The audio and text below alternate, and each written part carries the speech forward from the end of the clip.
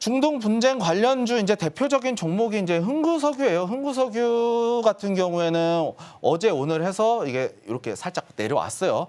그런데 우리가 이제 살펴봐야 될 부분이 있어요. 중동 분쟁의 시작이 요때 시작이 됐어요. 작년 2월 정도에 시작이 됐거든요. 이 시작이 되면서 헤즈볼라 참전 이후에 주가가 상승이 됐죠. 원유 가격이 상승이 나오면서 그때 지지선을 보시게 되면 121선을 지지를 받고 있어요. 이렇게 121선을 지지를 받고 이때 이제 하마스와 일시적인 휴전 이러한 부분들 크리스마스를 놓고 뭐 이러면서 연말에 크리스마스 놓고 이러면서 어떻게 보면은 작년 이제 10월에 이제 이 분쟁이 터졌는데 터지고 나서 휴전과 관련해서 이러한 부분들로 어느 정도 지정학적 리스크가 완화가 됐어요. 완화가 되면서 이 기대감이 주가가 하락이 났는데 쉽게 꺼지지 않을 것이다라는 위치를 우리가 좀 파악을 할 수 있었을 텐데 여기서 휴전이 나오고 나니까 이 당장에는 공포심이 자극할 수가 있어요. 그런데 여기를 좀 살펴보실게요. 이 추세를 이탈하지 않았어요. 상승, 저점이 올라가고 있죠. 저점이 상승하면서 여기서 121선을 다시 한번 지지를 받고 앞전에 대한 매물대를 소화를 해줬다는 얘기예요. 그러면은 우리가 첫 파동에서 이 자리에서는 들어가기가 쉽지 않고 간을 보는 거예요. 간만 본다. 우리가 어떠한 이때서야 이제 비로소 시나리오를 찾아볼 수 있다는 얘기예요. 추세가 이탈이 안 나왔으니까. 그러면은 얘가 여기서 121선을 지지를 받고 있네.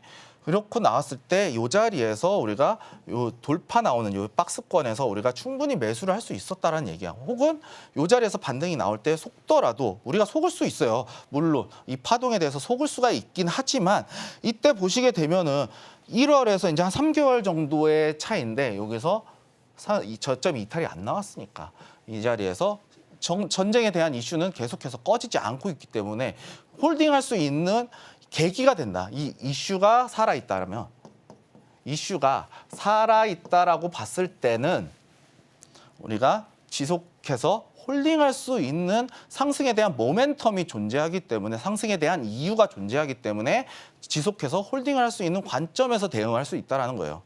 놓고 봤을 때 이 고점에서 따라 들어갔어도 수익률은 상당히 나와줬을 거예요. 수익률이 나쁘지 않게 나왔을 거거든요. 한 10%, 20% 가까이 나왔을 텐데 20% 이상 나왔을 거예요. 이런 식으로 우리가 대응할 수가 있겠고 요때 이스라엘과 이란이 이제 또 이란과의 대립이 또 생기면서 지금 어떻게 보면은 이스라엘과 하마스, 헤즈볼라, 이란이에요. 이러면서 중동에 대한 지정학적 리스크가 커지니까 주가가 요동치는 거예요. 이렇게. 요동치는데 이 자리에서 이 자리는 121선을 약간 위에서 61선을 깨고 내려왔지만 121선까지 내려오지 않고 여기서 지지를 받고 반등이 나왔다. 그러면은 우리 이 자리에서 추세가 이탈하지 않았으니까 이 자리에서 충분히 한번 진입해 볼 수 있었다라는 얘기예요. 우리 그러면은 여기서 몇 번을 이슈 하나를 가지고 얼마만큼 수익을 위에서 팔고 밑에서 팔고 위에서 팔고 밑에서 팔고에 대한 부분을 우리가 계속해서 만들어낼 수 있다는 얘기거든요. 이 자리는 이제 121선을 지지를 받고 있는 상황이니까 요때 121, 요때는 이제 121선 위니까 못 잡았을 수 있어요.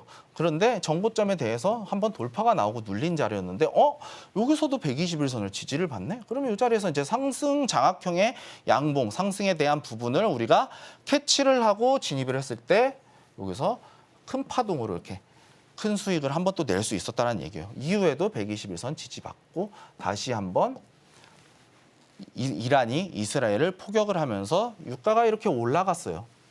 유가가 올라감에 따라서 주가가 이렇게 상승을 했다. 지금 또 내려왔지만 우리는 이 자리를 한 번 더 이슈가 이탈하지 않는 이상 121선이 이렇게 또 올라올 거예요. 이렇게 서서히 올라왔을 때 우리는 이 121선까지 기다렸다가 한번 잡을 수 있다. 라는 부분을 강조하기 위해서 예시를 들어왔고요. 한국석유도 마찬가지예요. 한국석유도 똑같아요. 사실은 이때 이슈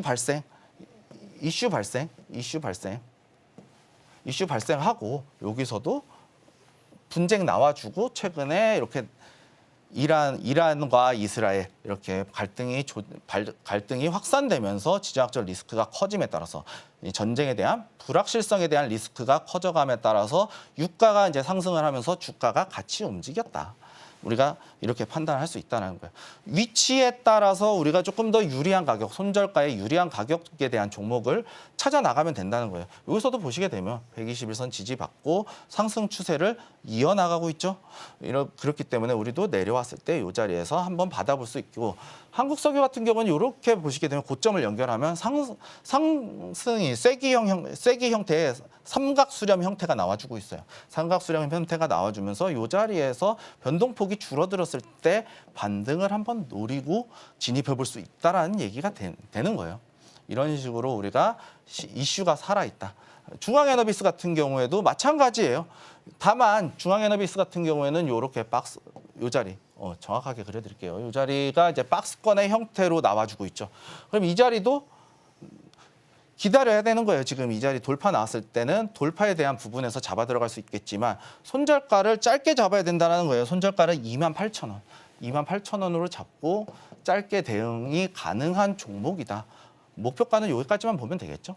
정고점에 대한 부분, 제가 설명드렸던 캔들의 윗꼬리까지 여기가 저항선이 될 수 있기 때문에 이런 식으로 우리가 이슈가 하나를 가지고 시나리오를 설정을 하고 대응을 할 수 있다는 거예요. 지금 바로 구독을 눌러보세요.